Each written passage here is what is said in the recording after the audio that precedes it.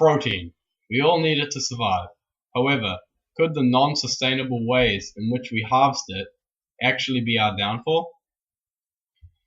Chicken is a popular protein source that is easy to prepare yet very versatile.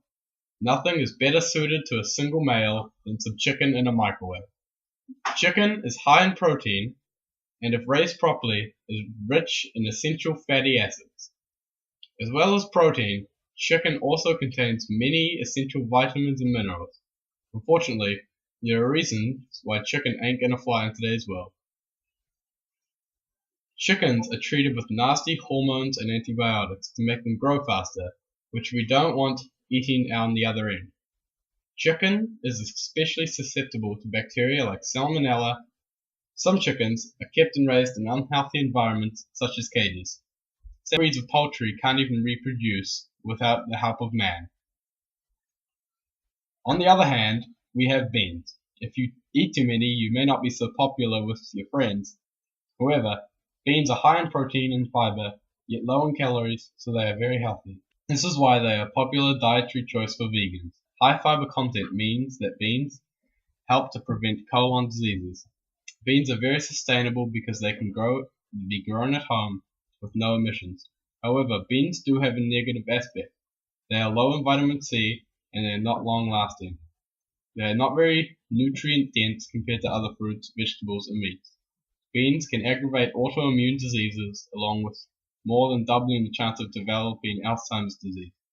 Despite the minor setback of beans, they are a sustainable source of protein that when combined with other foods can provide you with essential nutrients that you need. Hamish here is a cow who is one day destined to become a burger. Thankfully, in the future, we might be able to save Hamish. Dutch scientists have successfully grown a burger patty from only 2 cow cells. The stem cell burger is made from 100% shoulder beef, unlike the regular burger patty, which is made from the worst parts of Hamish. Only 2 cow cells are required to grow 10 tons of meat. However, this would take 40 of Hamish's friends to produce this much edible product.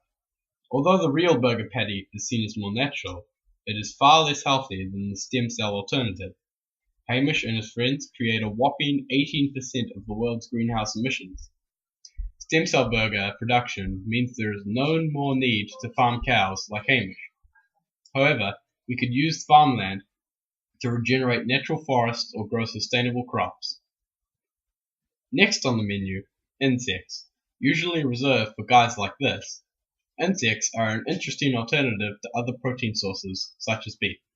The idea may sound completely bizarre and disgusting, but to Western society, the idea of eating raw fish and seaweed sounded terrible when sushi was first introduced to our plate.